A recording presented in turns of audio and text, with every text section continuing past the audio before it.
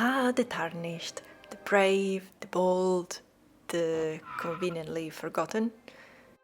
Hello, fellow Tarnished. This is a story of how a god named Marika, in all her divine wisdom and, let's be honest, a fair bit of madness, decided to kick us out of the lands between.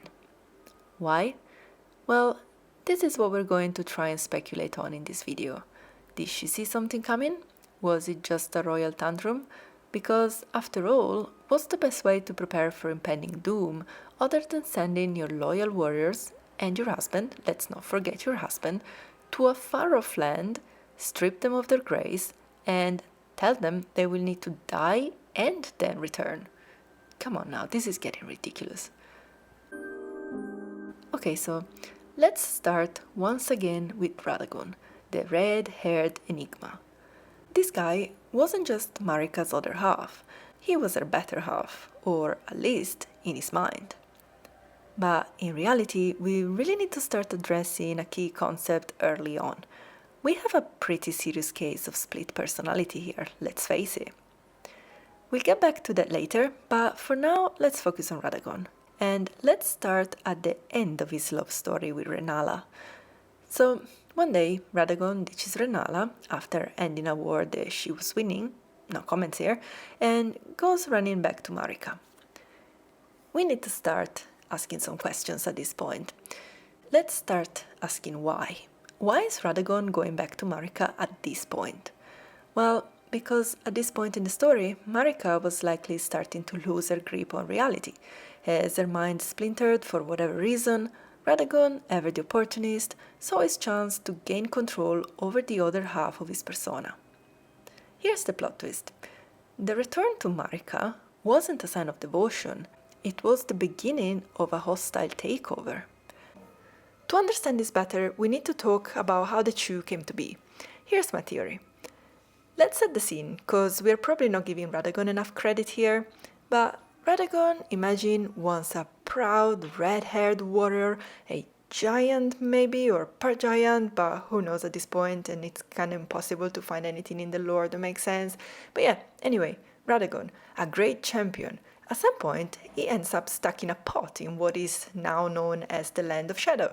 And you see, it wasn't just any pot. No, this one was a very special one where you're sharing headspace with a unique shaman named Marika, amongst other things, but that's a video for another time. Imagine that. You've been through wars, you've fought countless enemies, and now your biggest opponent is your jar mate. It's like the worst roommate situation ever, but on a divine scale and in a jar. And just when you think it couldn't get any worse, you finally pop out of this jar, only to realize you're not even fully yourself anymore. No, it's 50-50 with the one person you've been mentally arm wrestling with for ages. And so now Radagon's got one thought in his half remaining mind. Enough is enough. He's done sharing. He wants the home all for himself, and he wants it without Marika's half constantly nagging him. So what does he do? As soon as he sees the opportunity arising for which he waited for ages, he seizes it. Marika's mind is weakening, and he decides it's time to rewrite the rules and make the Elden Ring his alone. But Marika, well, although a little messed up, she's not going to let that happen without a fight just yet. And so, luckily for us, that's when things really start to get interesting. When Radagon finally came back from Rennala to Marika, it was because he picks up a clear sign that Marika was losing it. She was weakened and the window of opportunity opened up for him. Who knows, maybe too many years ruling, or maybe just a bad hangover, who can tell? After all, those flasks are kind of strong, and if you're really suffering from split personality, maybe you shouldn't really drink whatever it's in them. But let's not be the judges of that, it doesn't really matter to us now. Anyway, as Marika starts to get weaker, her other half was getting stronger. Her other half being Radagon, are you still with me? The split personality thing. And he was slowly taking over. And Marika, well, I think that at this point Marika knew something was wrong. Imagine the scene. She spent ages believing that Radagon was playing happy family with Rennala, while in reality it was all in her head, or even worse. Not even in her head, actually. She had another secret family with Rennala, while she was, at the same time, with Godfrey. She was basically a big, huge mess, but she managed to hold it all together somehow, until now. And this is where our story really begins. Marika, at this point, still aware that something was changing within herself, that she was slipping away from reality, she needed a backup plan, and fast. If Radagon was really coming back or taking over, whatever side we want to look at this from, this is when she decides to send Godfrey and the Tarnished away. But she didn't just want them gone, she wanted them dead. And why? Because in Marika's twisted mind, only through death could they be reborn as something strong enough to stand against Radagon's growing power. And the fact that she probably knew you'd die 1,000 times just trying to survive in the game was, well, just part of the plan, let's say. We will get back to this later. So, back to the story, and let's be serious for a moment. Let's face it, Godfrey was probably better off dead or exiled than at home when Radagon showed up. Can you imagine the mayhem if Godfrey didn't know Marika and Radagon were the same person? One minute he's saying goodbye to his loving wife, and the next thing he knows, some red-haired guy is moving in and redecorating the Earth tree. Honey, I'm home. Wait, who the hell are you? Yeah, Godfrey didn't need that kind of drama in his life, and Marika knew. So, what's a goddess to do? She sends her beloved husband and his fellow toys, that's us, the Tarnished, thanks mom, she sends us away, off to die in some distant land, all according to her said plan. But don't worry, she'll call us back when things get really ugly, because nothing says I love you like sending you on a suicide mission, right? Anyway, before calling us back, Marika had a plan A. Yes, sir, we were never her plan A, we were her plan F, if you get what I'm saying here. Anyway, let's start talking about her other plan, Plan A. This was, well, as any mother would, her children, the demigods. She gave them clear instructions, go out there and become gods or lords. What could go wrong, right? Well, pretty much everything. One ended up soulless, one bodiless, one stuck holding the stars in place for the other one, another one missing in some faraway land, and one even turned himself into a snake, like what the F. And the rest? Let's just say they didn't quite make the cut. Imagine their level. Marika even says it herself. Hear me, demigods, my children beloved. Make of thyself that which you desire, be it a lord, be it a god. But should you fail to become aught at all, you will be forsaken. Amount only to sacrifices.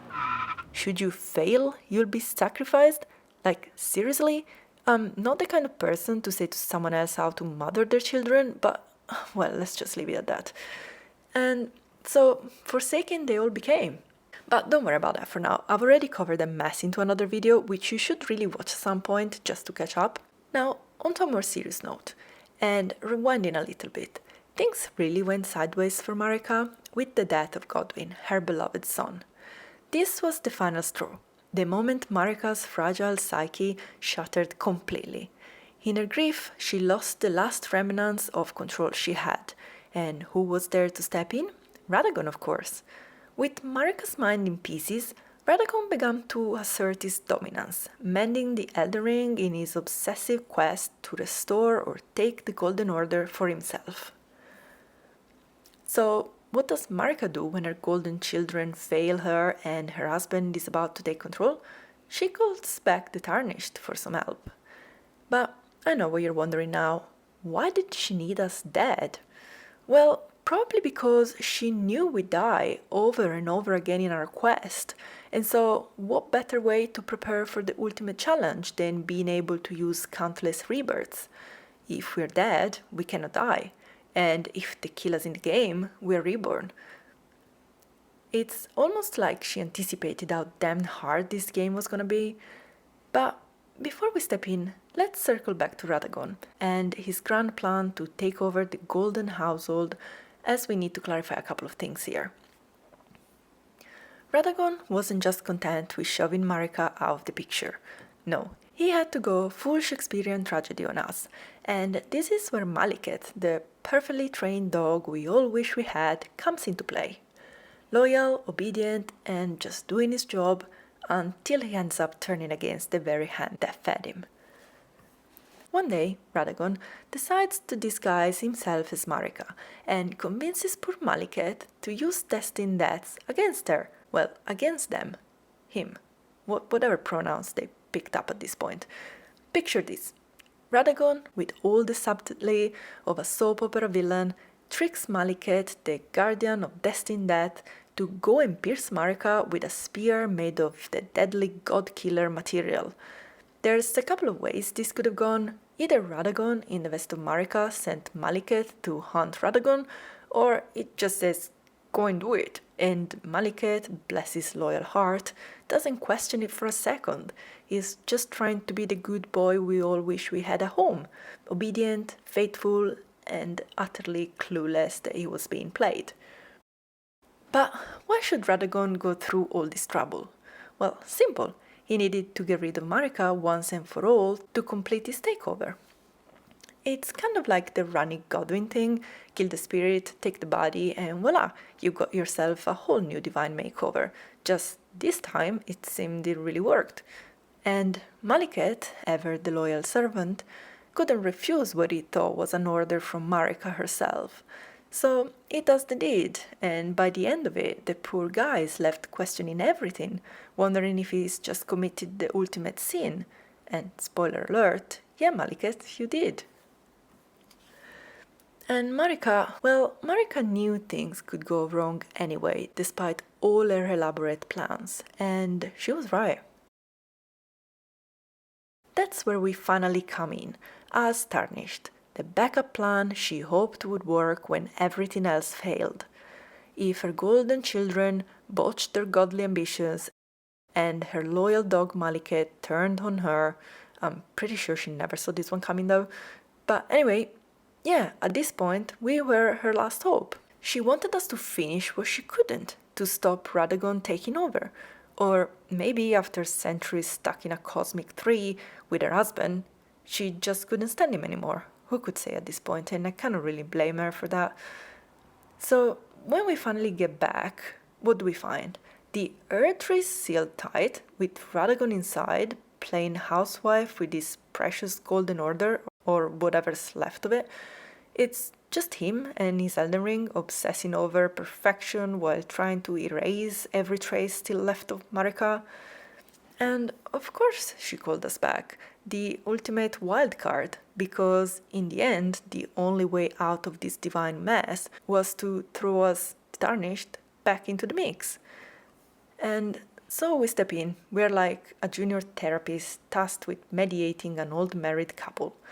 So when we finally crack open the Earth Tree, by killing a bunch of her children in the process, cause why not, it's not just Radagon we're up against. It's the aftermath of an ancient marital spat with the fate of the world at stake. But hey, we're immortal now, right? Free to take on Radagon again and again and again. And as for Marika, well, maybe she needed help, or maybe she was just ready to retire from the whole godhood thing after centuries of divine dysfunction. Who can blame her? So there you have it, Tarnished. We weren't just sent away to die, we were part of a much bigger plan, Marika's long-term retirement scheme. And now it's up to you to finish the job. Take down Radagon, finish the Golden Order for good, or don't. And bring about a new age for one of Marika's children, or perhaps for some other NPC whose story we've long forgotten by now after 200 hours of gameplay. Who cares anyway? Just don't forget, you are the last resort in a cosmic mess that lasted for millennials. And whatever you do with the ending, it's not really gonna matter. You're only gonna get a cutscene and then you have to start it all over again. Thanks for watching.